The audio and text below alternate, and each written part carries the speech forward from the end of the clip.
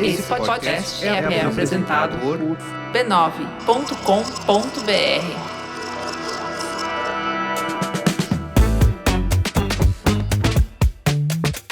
Júlia Rabelo, você sabe o que são threadwives? Olha, sei que tá rolando esse negócio aí que seriam as esposas tradicionais. Na verdade, a gente aportuguesou pra esposa troféu, né? Não, tem uma diferença. Aí é que tá. Tem diferença? Tem diferença. Então fala o que é uma, o que é outra. A threadwife, que é a tradução para o português, seria esposa tradicional. Traditional wife, né? Elas são mulheres que se comportam como mulheres da década de 50 e 60, na forma de cuidar da casa. Elas se vestem, no geral, como mulheres dessa década. Elas incorporam essa década como sendo um modelo de sociedade legal, em que a mulher... Onde os papéis de gênero são muito divididos. Muito divididos. Onde a mulher cuida da casa e dos filhos e o marido é o provedor, né? Uhum. A trophy wife não necessariamente tem essa concepção de viver nesses moldes das mulheres da década de 50 e 60. Ela é mais como uma mulher troféu, né, em que o marido pode exibir por aí. Né? Agora, essa tendência das threadwives é uma loucura, porque eu estava pensando se isso não veio... porque toda vez que o feminismo dá uma caminhada, vem sempre uma ondinha que traz para trás essa coisa. E virou uma febre isso nos Estados Unidos, e aqui no Brasil também tá uma loucura isso, né? Cheio de vídeos de TikTok, de mulheres threadwives, enfim. Não, total. Eu acho que isso aí faz parte do combo que a gente está vivendo de reação a essa onda progressista que a gente viveu nos últimos tempos, né? Então, assim, aquela teoria do pêndulo, né? Então, eu acho que isso aí faz parte. Tipo, que nem o Trump fala, Make America Great Again. Isso. Eu acho que é também, faça os casamentos legais de novo.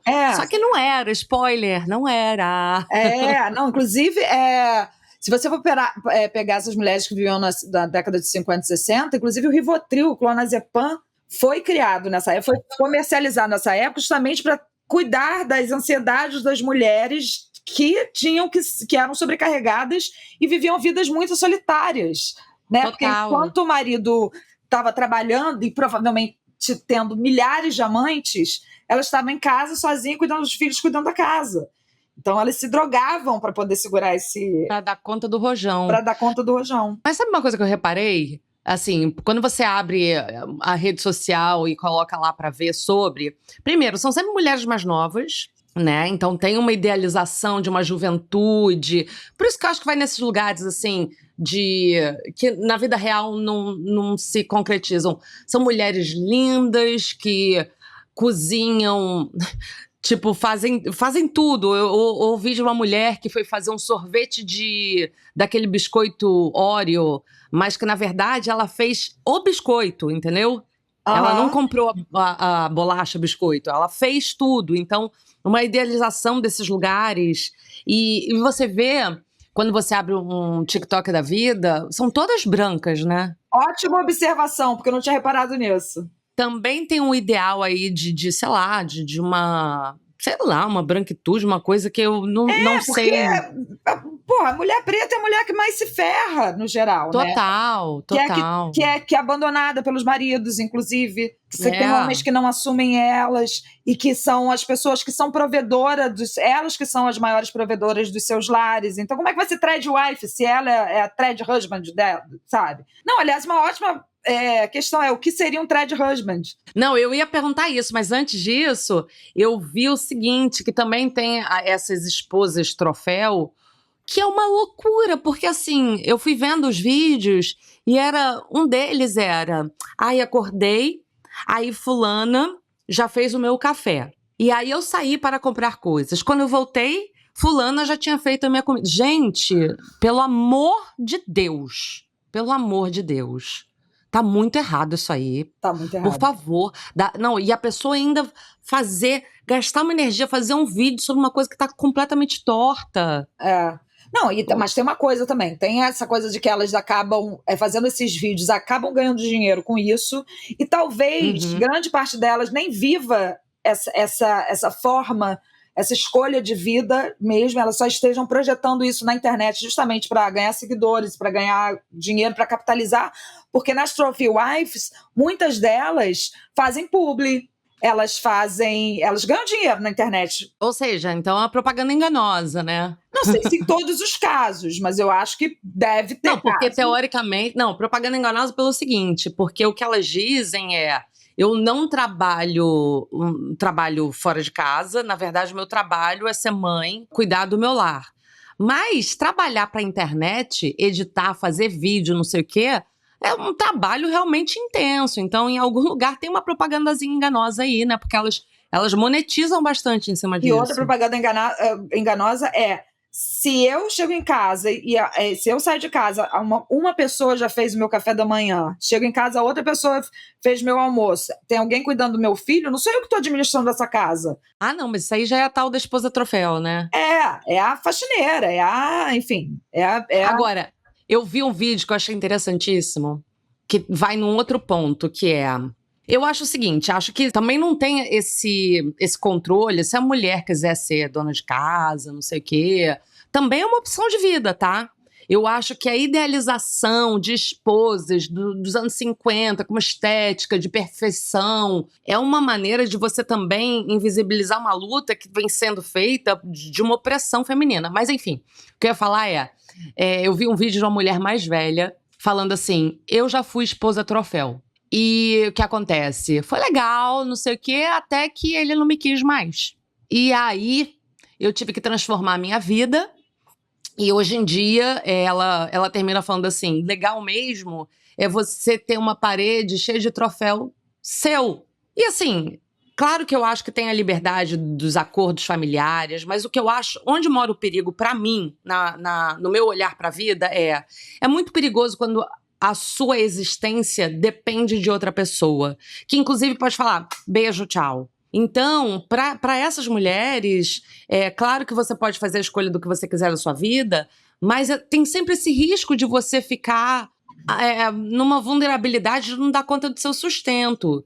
Então, acho que é sempre importante você dar um passo do tamanho da sua perna, saber para onde você consegue ir, entendeu? Não, o problema é porque a dependência financeira de uma outra pessoa te causa, por exemplo, grandes impossibilidades que existem com várias mulheres, que se ele me fizer uma violência, eu não tenho para onde ir.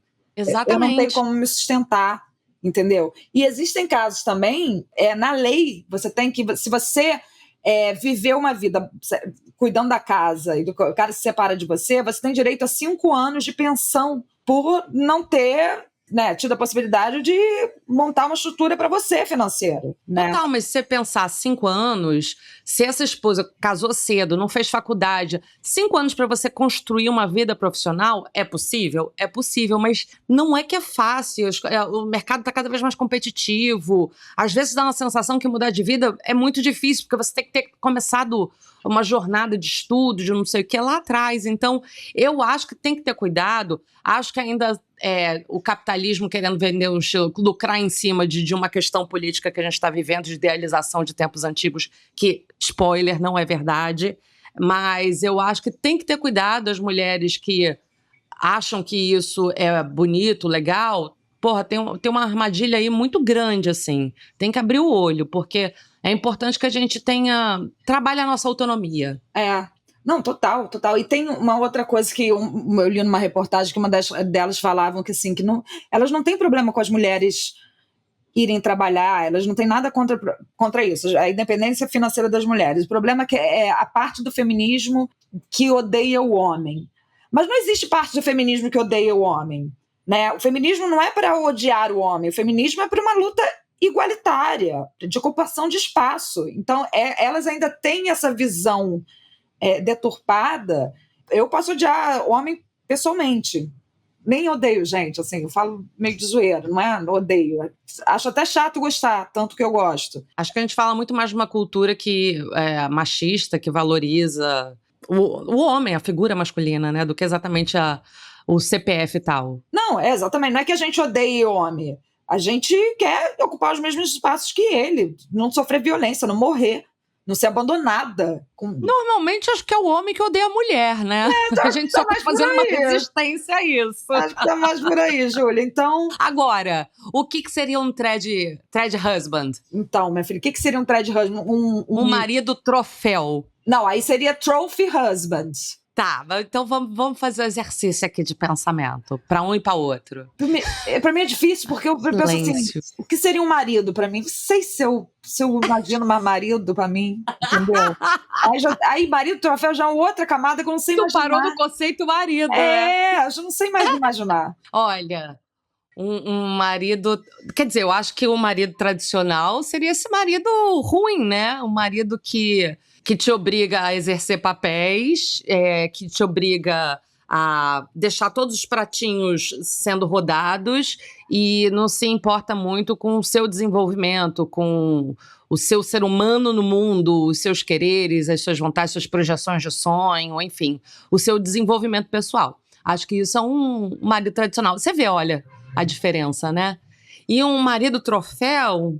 Eu acho que é um cara que trabalha na parceria, no tipo, tamo junto, vamos aqui, a gente vai caminhando junto, quando você precisar eu seguro o teu rolê, de vez em quando tu segura pra mim, então vamos indo. Eu acho que é muito mais uma coisa... Esse você exibiria na sua prateleira?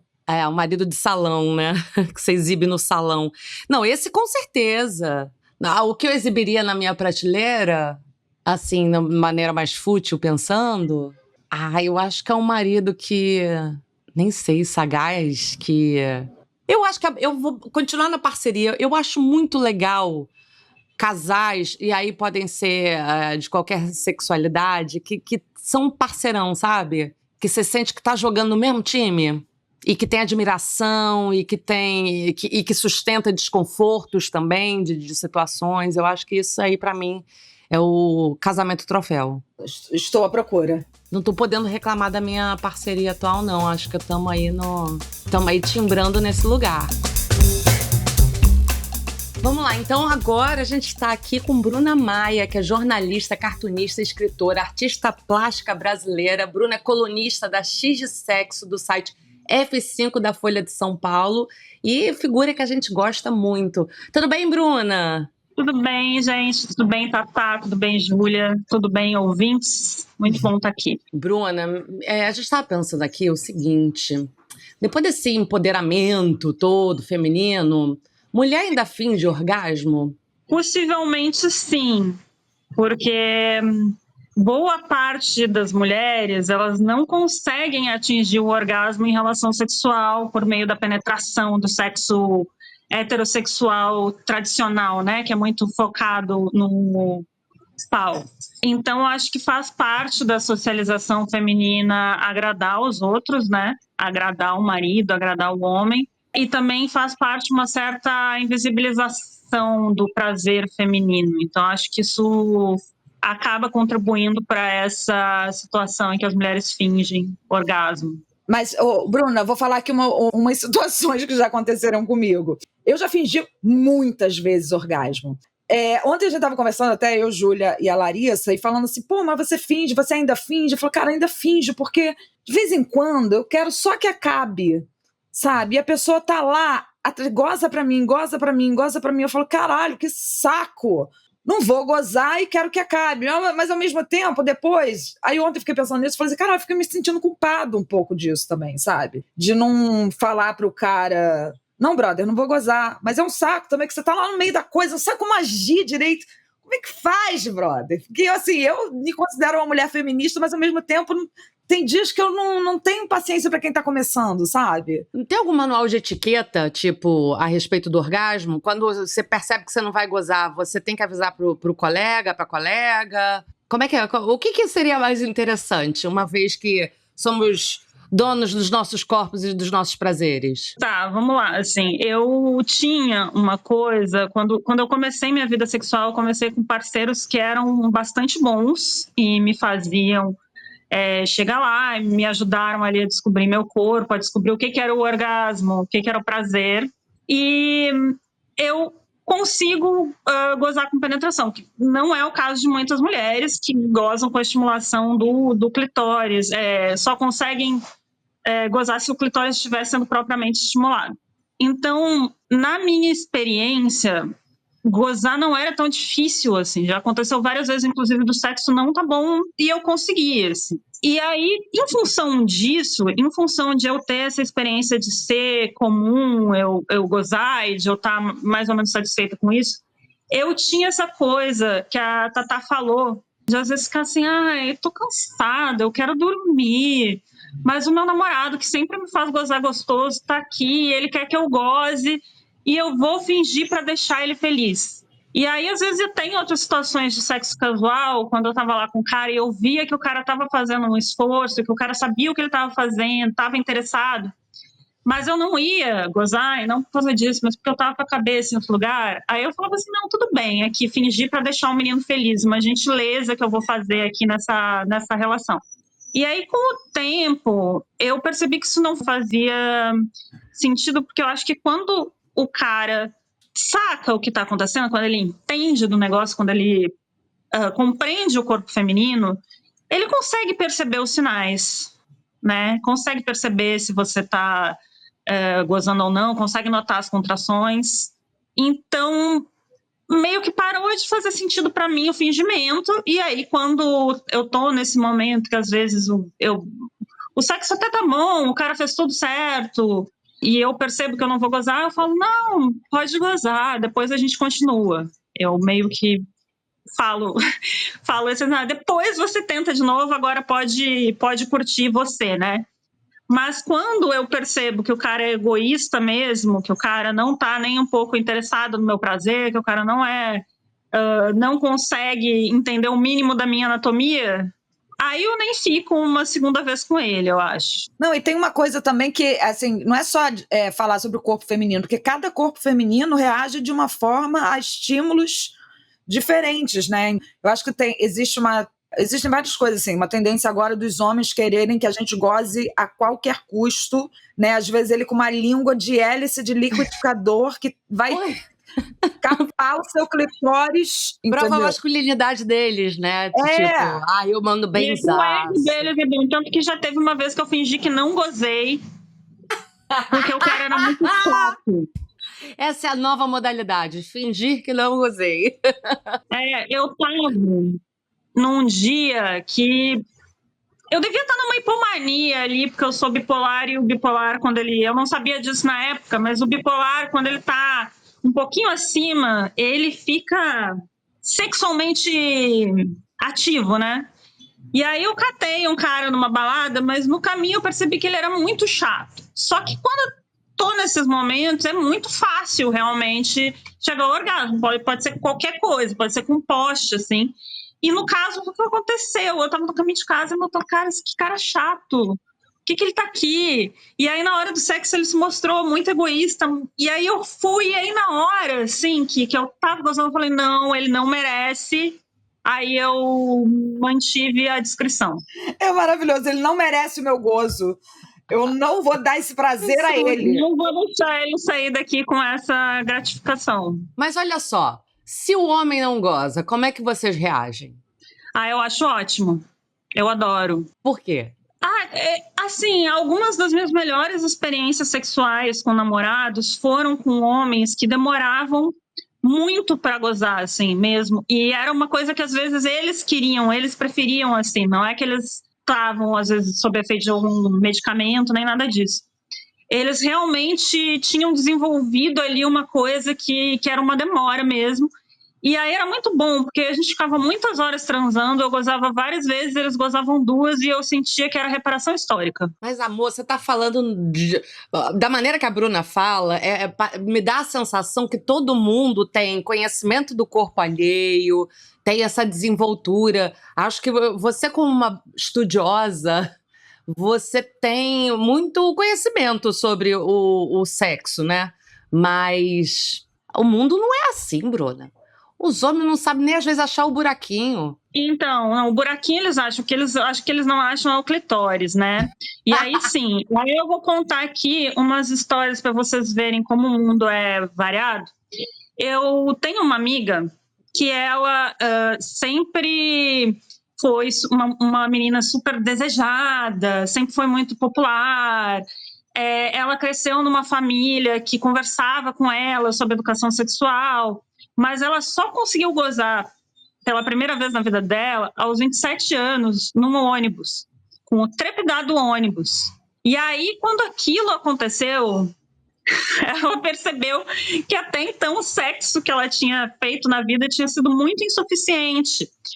E isso tinha a ver com os caras com quem ela ficou serem até caras legais e atenciosos, que gostavam muito dela, que tratavam ela com respeito, mas que não tinham ali aquele conhecimento do corpo feminino e da malandragem.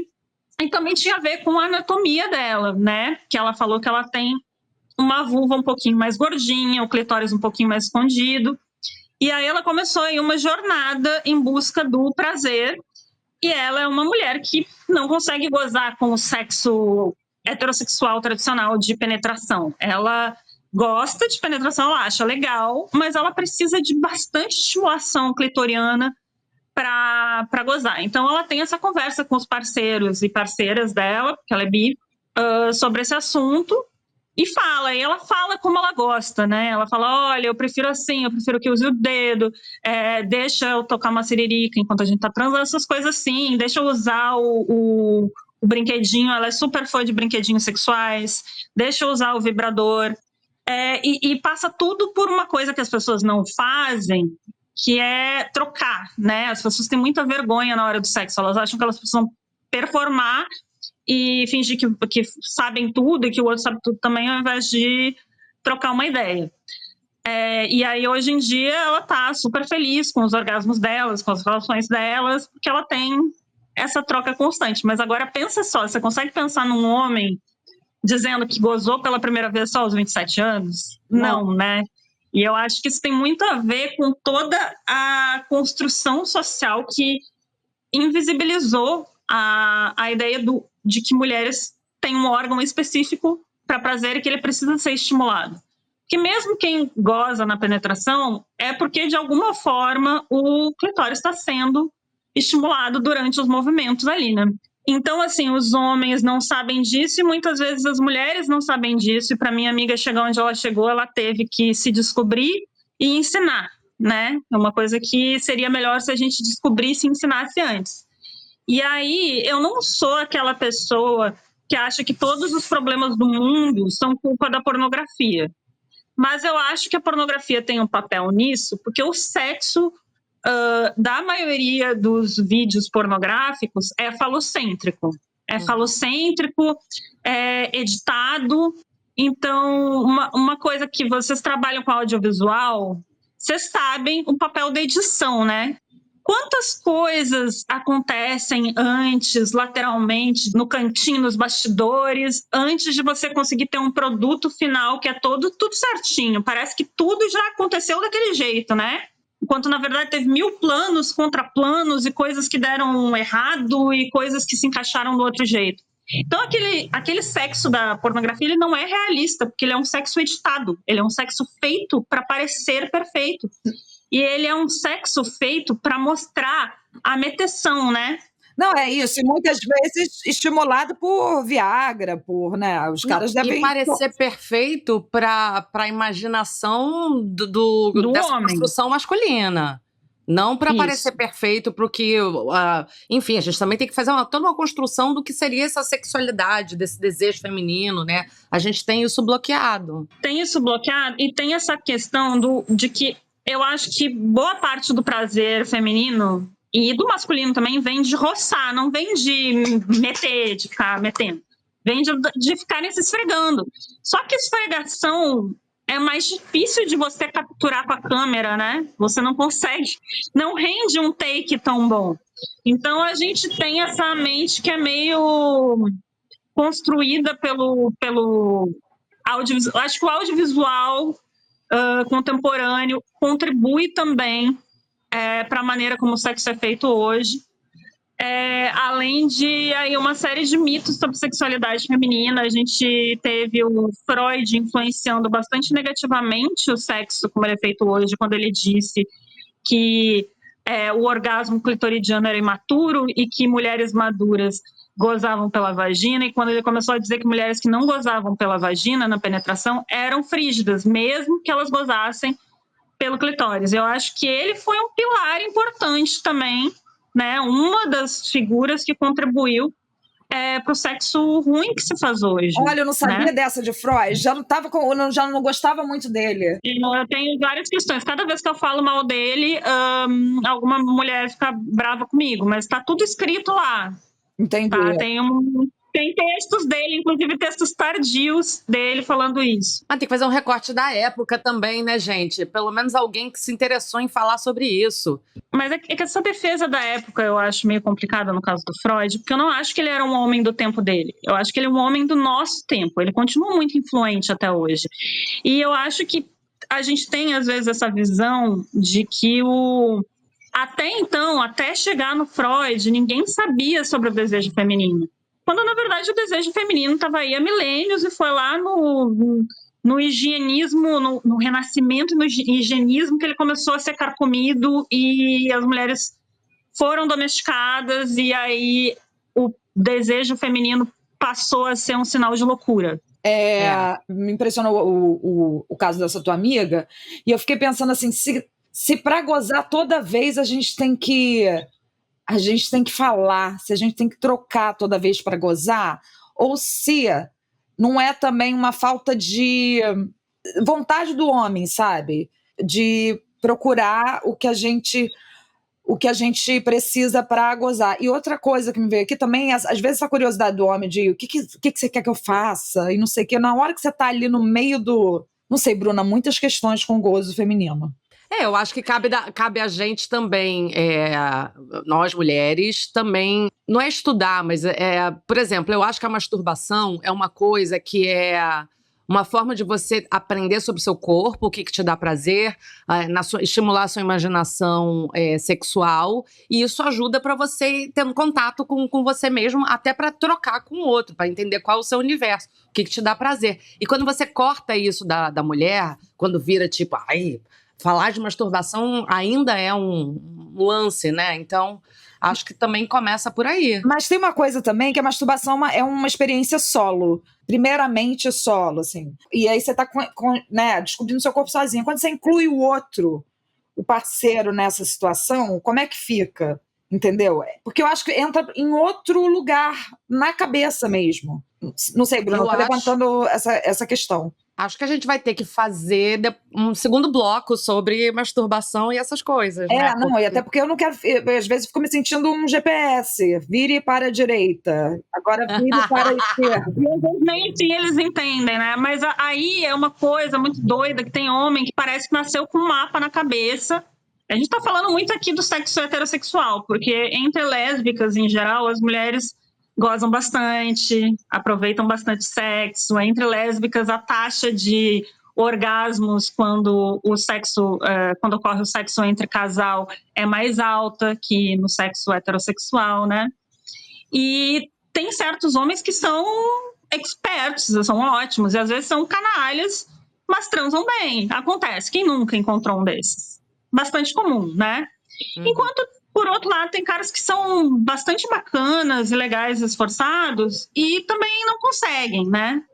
E tem os caras que simplesmente não ligam para você. E aí eu acho que esses caras que não ligam para você, que não estão atentos, eles têm que ser ignorados, e a gente tem que focar em saber como navegar os caras que se preocupam com o nosso prazer, sejam os que são experientes nisso, sejam os que não são tão experientes, mas estão abertos a aprender.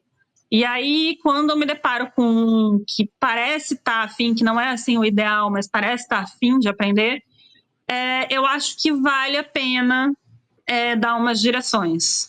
Ou seja, fingir não é o melhor caminho.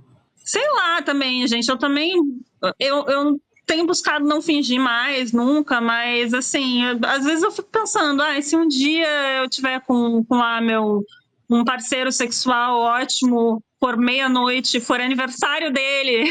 Ou seja, talvez, de vez em quando uma mentira sincera interessa. Mas aí É uma coisa assim que eu acho que tem que ser tão de vez em quando e que tem que ser uma coisa que seja esporádica o suficiente para você não anular o seu orgasmo, entendeu? Tipo assim, ninguém vai caçar a sua carteirinha de feminista se acontecer uma ou outra vez. Mas sempre direto, com vários parceiros diferentes, aí eu acho que a gente tem que buscar outros caminhos. Obrigada, Bruna. Era isso que eu queria saber, se eu já teria minha carteirinha caçada. Bruna, obrigada pela presença e, enfim, a gente te chama para outras dúvidas, porque acho que abriu um leque de várias, hein? Obrigada, gente. Adoro vocês. Beijinho. Você viu uma série da Netflix que você gostou muito, você viu inteirona. Por sua causa, eu comecei a ver, e só que ainda não terminei. Mas conta pra gente, que série é essa? Chama Ninguém Quer, em português. Ela tá na Netflix e ela conta a história de uma mulher, uma podcaster, uma de nós, que ela tem um podcast com a irmã, que fala sobre relacionamentos, fala sobre sexo, e que ela conhece um rabino muito legal e muito gostoso, que é o Adam Brody, se eu não me engano o nome do ator, mas ele foi conhecido pelo papel, esqueci o nome do papel dele, mas ele fazia aquela série The O.C. Uhum. E ela conhece, os dois se apaixonam, só que tem um problema, ele é rabino, e ela teria que se converter para os dois continuarem uma relação. E aí eu fiquei me perguntando quando assisti essa série, eu falei assim, o que eu faria por amor? Eu me converteria por amor? Júlia, você se converteria por amor? Então, eu acho que por amor a gente transforma muitas coisas, mas... Primeiro, assim, realmente é muito gostosinha a série. Não é? Uma delícia? É muito gostosinha. Ai, você fica com um quentinho no coração. Fica. Eu li umas coisas a respeito que eu achei interessante, que é o seguinte. Ali é uma comédia romântica, né? Assim, mais ou menos nos formatos tradicionais, mas meio repaginado. Porque o que acontece? O que você começa a projetar nessa série é um ideal de amor, de relação saudável. É um cara que se conecta, é um cara que fala, eu estou afim. Você vê que tem uma transformação, não é a mulher tentando conquistar ele, eles têm algum obstáculo externo a esse amor que é trabalhado na parceria, que eu falei do outro tema. Uhum. Então, eles conectam num lugar onde eles sentem que rola, né? Que tem uma química, uma troca, uma conexão muito forte. Só que eles têm os obstáculos externos. E aí é engraçado que a gente estava conversando sobre isso, e aí eu fiz uma conexão muito grande com o que eu tô vivendo na minha vida, né? O meu namorado, ele mora na Holanda. E a Holanda é longe pra caramba. Pra caralho, cara. E aí o que acontece? Eu conheci ele sentou do meu lado no avião. Eu já contei essa história em alguns lugares, mas enfim, pra quem não ouviu, ele sentou do meu lado no avião. E desde a hora 1, do minuto 1, ele puxou assunto e a gente teve uma conexão, e olha que o meu inglês era quase inexistente. E ele, obviamente, não puxou assunto em holandês, né? Porque o holandês, ele não existe mesmo. Eu não sei esse idioma. Mas ele começou a conversar comigo e a gente teve uma conexão nesse lugar. E assim, a gente vai fazer quase 2 anos juntos. E o que eu sinto por ele e com ele na nossa relação é uma total parceria, do tipo... O diálogo é bom, eu sinto que tem 2 nessa relação, não tem um batalhando pelo outro, no sentido de que... Eu acho que quando você tá numa dinâmica emocional em que você tem que fazer força pro outro estar com você, já tá desbalanceado. Uhum. E então é muito... A gente sente quando tá rolando o ping-pong, né? Quando tá rolando o frescobol, que é essa imagem...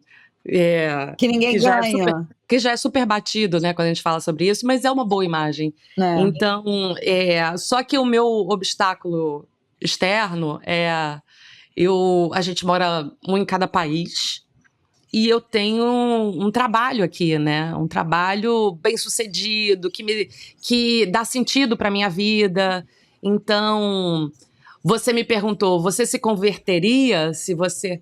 Eu acho que o amor e essas parcerias, não só as amorosas, tá? As amizades, elas que dão o colorido da vida, elas que dão esse sentido. Então, vale a pena você encontrar essas parcerias e alimentar elas. E às vezes alimentar elas significa permitir que a vida ao seu redor também se transforme. Mas ao mesmo tempo, você também não pode se transformar completamente por conta de outra pessoa, porque aí deixa de ser parcerias e é embarcar completamente no barco do outro, né? Não, e é renegar uma essência que você tem, do que você é. Total. Então, assim, eu não vou ser categórica dizendo que eu não me converteria ou não me mudaria, mas eu acho que a vida tem que ir caminhando para isso. E uma pulguinha que fica atrás da minha orelha, e você que assistiu me diz...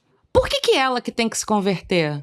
Então, Por que a mulher que tem que se transformar? Era essa questão que eu queria abordar aqui na nossa fala, porque culturalmente, eu acho que, eu não sei, posso estar enganado, o judaísmo não tem isso de um homem ter... Acho que não existe essa abertura para um homem se converter para casar com uma mulher judia, sabe? Eu acho que tem uma importância da mulher ser judia para o nascimento dos filhos, né? Tem uma Desculpa, coisa... eu tenho uma ignorância sobre isso. Eu também, mesmo tendo até uma ascendência judia de bisavós, é isso, assim, a minha questão é, por que no geral a mulher que tem que abandonar as coisas? Então, isso que eu fiquei com essa pulguinha, porque...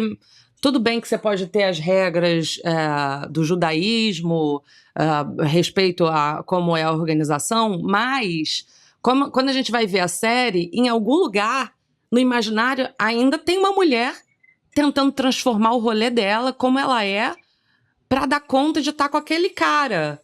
E aí, nesse lugar, por mais que eu tenha achado uma delícia, tô adorando, assim, ai, que cara legal, né? Que cara legal. Mas ainda tem um lugar ali. E eu acho que a gente podia dar mais um passo, e que é o que eu tenho vivido na minha vida, e enfim, essa história tá acontecendo, mas que é tipo, vamos tentar achar o caminho do meio, né? Uma coisa que comporte os dois, e que os dois possam se desenvolver. Não é fácil, mas eu acho que é por aí que me interessa. Não, eu já tive algumas situações de namoro à distância. Eu namorei um cara há 2 anos, um argentino durante 2 anos, ele lá e eu aqui, foi um namoro maravilhoso, assim, graças a Deus eu tive históricos de namoros muito legais. Tive um também que se mudou para os Estados Unidos e que ficou lá um tempo, e eu quase fui morar nos Estados Unidos com ele. Graças a Deus me negaram o visto, mas hoje em dia, assim, né, eu tive essa experiência primeiro com o cara dos Estados Unidos, mas o cara acabou voltando, e depois eu tive essa experiência com o Alejandro na Argentina. Mas assim, eu não me arrependo nem... Assim, eu não iria... Em nenhum momento da minha vida passou na cabeça eu ir morar na Argentina com ele, sabe? Em nenhum momento. E, coitado, ele ficava me comprou um curso de espanhol para fazer online e não sei o quê, mas isso não... Eu acho que não passava pelo amor que eu sentia por ele. Passava porque, assim, eu não quero isso pra minha vida. Não quero morar em Buenos Aires. Não tô afim, sabe? Não tem minha família, não tem meus amigos. Legal, mas não tô afim. Se tu quiser, tu vem pra cá, mas eu não vou pra lá, sabe? E não passava pelo amor, porque às vezes eu acho que não passa pelo amor, sabe? Às vezes você tem que ser muito mais pragmático na sua vida também. Não sei. O problema é o seguinte, tudo tem que ser feito com muito cuidado, porque às vezes se você também entrega muito, digamos, você se muda, você se converte, você muda a rota da tua vida para outro caminho, se você não tiver muito bem resolvido com isso, ali na frente você vai cobrar. Vai dar merda. Então, você tem que ser esperto, porque se você faz isso, em algum lugar, esse preço vai ser cobrado e alguém vai se ferrar nessa história. Normalmente é quem fez a mudança, né? Não, total. Então, eu acho que tem que ser agora. O futuro a gente nunca sabe. Eu já começo a aprender um holandês. Por quê? No caso, holandês é uma língua dificílima. Mas eu acho que em algum lugar também tô ganhando. Também tô aprendendo uma cultura nova, também tô expandindo a cabeça, também tô aumentando a possibilidade de contato, porque me interessa entender mais sobre ele. Enfim, o amor também é uma coisa muito importante, né? A gente também não pode endurecer demais. Então, tem esse outro aspecto. A vida, às vezes, também te leva para lugares que, se você tiver com o portal aberto, também é muito legal, né? Por isso que eu acho que tem que ser passo a passo, não tem resposta certa. Agora, acho que tem que ligar uma luz amarela e pensar, tudo bem, eu vou transformar minha vida dessa maneira, mas o outro também faria por mim esse exercício todo, essa mudança? Ele tá entendendo o tamanho da mudança que eu tô fazendo? Porque senão o preço aparece. O preço aparece. E é isso. Você se converteria, Tatá? Não. Não. Por um amorzão? Não. Eu não sei, talvez eu precisaria estudar mais o judaísmo, as minhas origens, mas acho que não. Não pensa na religião. Tô falando por um amor. Aquele que bate mesmo. Não. Não? Aí corta para 3 anos depois. E por que não? Por que você acha que não? Porque eu acho que não me converteria? Não é converter, mas você mudaria a sua vida por um grande amor? De uma maneira radical? Eu tô muito apegada à minha vidinha do jeito que ela é. Mesmo o caos em que vivo é um caos que me é confortante, sabe? Acho que eu não gostaria de sair dessa zona de conforto que eu tenho, do caos que é a minha vida. O legal é que fica gravado. A gente pode, depois de uns anos, voltar aqui. Então vamos nessa! Foi ótimo, gente, estar aqui com vocês mais uma vez, nesse novo formato. E a gente queria pedir para vocês sugerirem temas para os nossos próximos podcasts. O que você está pensando, o que você quer ouvir, segue a gente. É muito importante, né, a gente ter a galera seguindo nas redes sociais, no Spotify, enfim. E compartilha, manda sugestão. O clássico, né, de nós comunicadores que estamos aqui atuando nas redes. Isso. Então, semana que vem a gente se encontra. E a minha rede social Instagram é a Fantástica Tata Lopes. E o meu é a Júlia Rabelo com 2 L's, um pouco menos criativa do que a Fantástica. Fala toda vez. É porque realmente, deixa eu falar primeiro a minha rede, porque a sua vem e joga a minha lá pra baixo. Beleza, então, gente. Obrigada, um beijo. Até semana que vem. Beijo, até semana que vem.